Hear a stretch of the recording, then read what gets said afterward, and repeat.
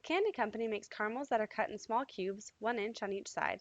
Then they are wrapped and packaged in shipping boxes of many different sizes for retail sales. The boxes are always 3 times as long as the width, with a height of 4 less than the width, with all dimensions in inches.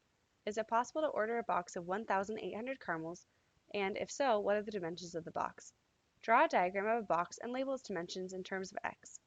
Write a function for the number of caramels based on the width of the boxes, and use a graph to solve a related equation for 1,800 caramels. Okay, so let's go ahead and draw a diagram of this. So if we have a box, then we would want to know how many caramels fit in this box. Well, notice that each caramel is just one small cube, 1 inch on each side. So each caramel is just 1 inch cubed. And because of that, then the number of caramels in a box will exactly equal the volume in inches cubed. And so we need to come up with a function for the volume of this box, and it gives us a little bit of information about the dimensions. So it tells us that, first of all, it's 3 times as long as the width.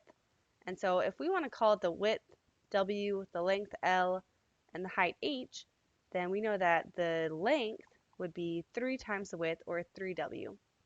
And then the height of 4 less than the width. And so then we know that the height would be 4 less than the width, or W minus 4. And so then if we want to write that in terms of x, we'll just call W, the width, our x. So then we'd have the width, the length, which then would be 3x, and the height, which then would be x minus 4. And so now to write a function for this, then let's just call it n, the number of caramels, and we'll just write it all in terms of W, since it kind of sets it up that way for us. And so n of W would equal, and so remember that this is just the volume, length times width times height. And so we just know it's going to be the 3 dimensions multiplied together. So we'll have the width, and then multiplied by, we can just say the length next, 3W, and then multiplied by the height, W minus 4. And so then simplifying that out, then W times 3W is 3W squared, and then times W minus 4. And then we continue to simplify that. 3W squared times W is 3W cubed, and 3W squared times negative 4 would be negative 12W squared, equals n of W. And so then, since n of W is just the number of caramels, our related equation would be 1,800 equals 3W cubed minus 12W squared. And so using those, then we can actually find the answer in our calculator. We can just plug in our function here into y1 and 1,800 into y2 and see where those intersect on our graph in the calculator. Okay, I've already put my function into y1, and I just used x instead of w, since that's an easy variable to use on the calculator. And then I put in 1800 into y2, and then go ahead and press graph. And I've already adjusted my window just so that it would extend, so that my y values would be big enough to get all the way up to 1800.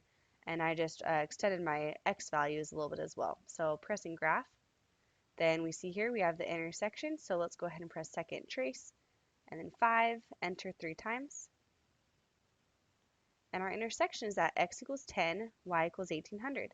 So that means that x, remember, is our width. And so that means that our width would be 10 inches when we can fit 1800 caramels. So yes, we can fit 1,800 caramels in our box. And the dimensions then, well, the width would be 10. And let's go ahead and go back to our problem to find the length and the height. Well, we now know that the width is 10 inches. And so then our length would be 3 times W. So 3 times 10 would be 30 inches.